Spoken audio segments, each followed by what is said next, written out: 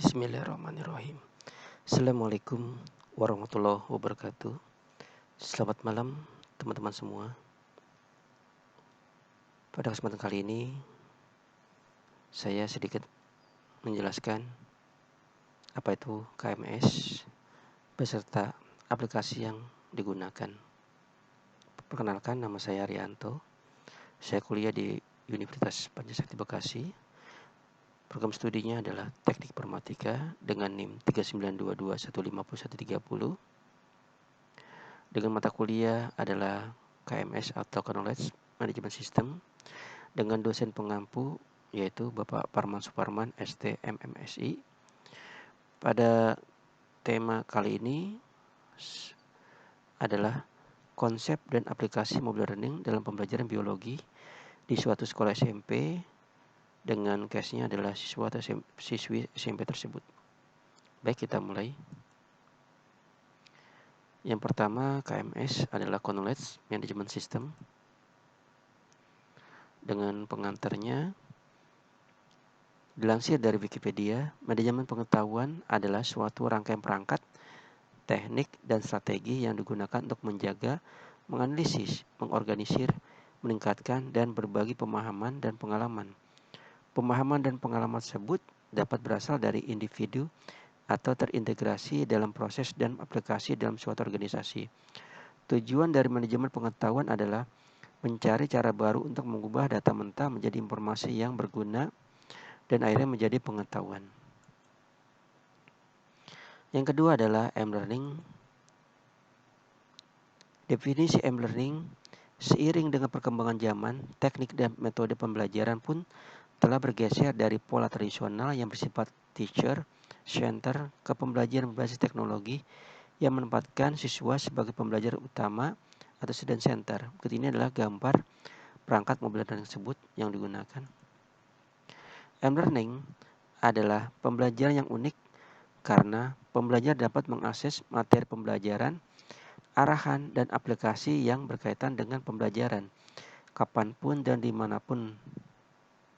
Hal ini akan meningkatkan perhatian pada materi pembelajaran, membuat pembelajaran menjadi pervasif, dan dapat mendorong motivasi pembelajar kepada pembelajaran sepanjang hayat atau lifelong learning. Selain itu, dibandingkan pembelajaran konvensional, M-Learning memungkinkan adanya lebih banyak kesempatan untuk kolaborasi secara ad hoc dan berinteraksi secara berkelompok di antar pelajar. Pengertian dari knowledge. Yang pertama, sosialisasi dari diam ke diam. Fase sosial adalah proses berbagi pengalaman, membentuk cara berpikir dan meningkatkan keterampilan teknis setiap orang. Eksternalisasi dari tacit ke eksplisit. Eksternalisasi adalah proses mengartikulasikan pengetahuan tacit ke dalam konsep eksplisit. Combination atau eksplisit ke eksplisit. Proses menghubungkan dan bertukar setiap orang melalui berbagai media seperti dokumen, rapat, percakapan, telepon, atau jaringan komputer. Internalisasi atau eksplisit ke tacit. Proses transformasi pengetahuan eksplisit menjadi pengetahuan tacit dapat membantu untuk memvisualisasikan atau menggambarkannya dalam bentuk dokumen, manual, atau cerita. Knowledge Management System sendiri dianya memiliki beberapa siklus. Identifikasi pengetahuan yang eksplisit maupun implisit akan dicari tahu melalui analisis dan brainstorming bersama tim untuk menemukan potensi pengetahuan yang menjadi dasar utama.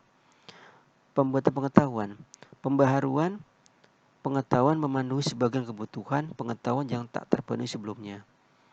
Menyimpan aset pengetahuan harus disimpan dengan cara terstruktur yang memungkinkan pengetahuan untuk dimanipulasi, diambil dan akhirnya dibagikan secara efisien oleh pihak internal. Membagikan atau sharing, aset pengetahuan disebarluaskan dan dikomunikasikan melalui program, pelatihan, dan bimbingan.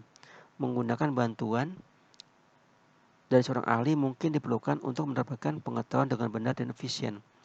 Pembelajaran digunakan sebagai dasar untuk menciptakan aset pengetahuan yang sempurna. Berikut ini adalah klasifikasi M-Learning System.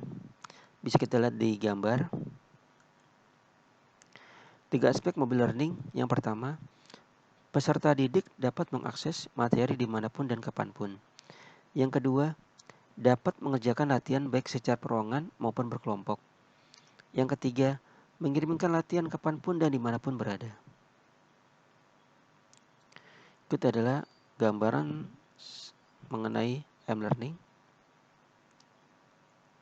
Yang kecil adalah M-Learning, yang di atas adalah L-Learning dan D-Learning. Kelebihan M-Learning adalah menyesuaikan kebutuhan manusia sedemikian rupa, yaitu yang pertama, waktu atau time. Yang kedua, kebutuhan atau need. Yang ketiga, kepuasan atau satisfaction. Yang keempat, visualisasi atau visualization. Yang kelima, tindakan atau action. Ini adalah pernyataan penting dari M-Learning. Sekilas dari gambar adalah tampilan awal situsnya. Beberapa kelebihan M-Learning dibandingkan dengan pembelajaran lain adalah dapat digunakan dimanapun pada waktu kapanpun. Kebanyakan device bergerak memiliki harga yang relatif lebih murah dibanding harga PC desktop. Ukuran perangkat yang kecil dan ringan daripada PC desktop, mendukung pembelajaran jarak jauh, pembelajaran berpusat pada siswa, dapat meningkatkan interaksi antar para pengajar. Yang ketiga pembahasannya adalah desain pembelajaran mobile. Tahapan pembelajaran mobile learning yang pertama adalah penyusunan flowchart. Flowchart adalah penggambaran menyeluruh alat program yang dibuat dengan simbol-simbol tertentu. Kedua, penulisan storyboard. Storyboard pada dasarnya merupakan pengembangan dari flowchart. Yang ketiga, pengumpulan bahan grafis dan animasi. Setelah proses penyusunan storyboard, tahapan berikut yang harus dilakukan adalah penyusunan bahan grafis, animasi, dan sejenisnya. Yang keempat, pemrograman. Tahapan terpenting setelah semua instrumen pendukung dalam pembuatan mobile learning terkumpul. Kelima, finishing atau mastering. Tahapan akhir dari pembuatan mobile learning adalah melakukan finishing atau mastering, atau juga disebut render. Keenam, uji coba. Tahapan uji coba dapat dilakukan dalam skala yang luar ataupun terbatas. Tujuan dari uji coba ini adalah untuk melakukan cek terhadap kualitas dan kelayakan produk digunakan dalam pembelajaran. Yang ketujuh, revisi produk akhir evaluasi pembelajaran dilakukan dengan cara memberikan observasi dan lembaran penilaian para siswa. Pembuatan mobile learning pembelajaran biologi dengan AppPy.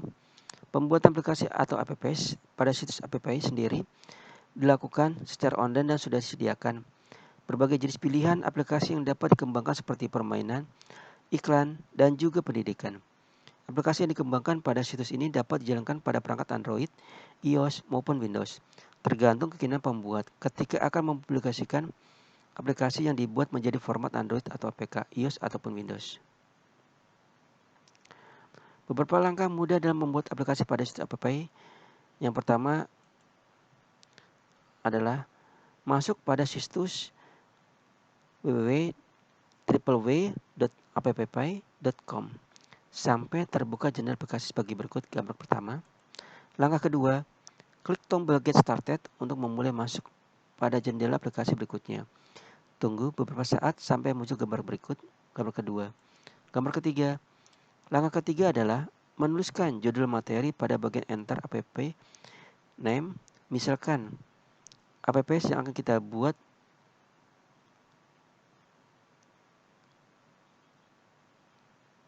seperti biologi. Langkah keempat, tentukan kategori apps yang kita buat pada menu kategori yang sudah tersedia. Pilihlah Education untuk pembuatan menu pendidikan. Gambar kelima atau langkah 5, pilih desain tampilan menu yang tersedia sesuai keinginan. Gambar 6 atau langkah ke-6, pada jendela app Features di menu pilihan desain terdapat bagian untuk menambah dan menghapus tampilan depan layar sesuai dengan kebutuhan. Misalkan menu tampilan depan About Us jika tidak diperlukan dapat diganti dengan yang lainnya, seperti menambahkan link media sosial dan lain sebagainya. Gambar ke-7 atau langkah ke-7, ganti tampilan depan layar aplikasi sesuai keinginan pada bagian desain, customization, pilih latar tampilan dan warna tampilan, kemudian save dan continue. Gambar 8 atau langkah ke-8, masuk pada menu edit page, kita dapat mengcopy paste artikel dari internet atau artikel yang sudah dipersiapkan dari MS Word pada bagian ini. Gambar ke-9 atau langkah 9, melakukan pengujian APPS yang sudah dibuat. Gambar 10 atau langkah 10, pilih salah satu cara untuk melakukan publish aplikasi yang telah dibuat. Pada bagian ini terdapat pilihan berbayar dengan berbagai variasi platform yang dapat diangkatnya, serta ada pilihan gratis. Gambar 11 atau langkah ke-11, tunggu proses loading publish aplikasi sampai dengan selesai.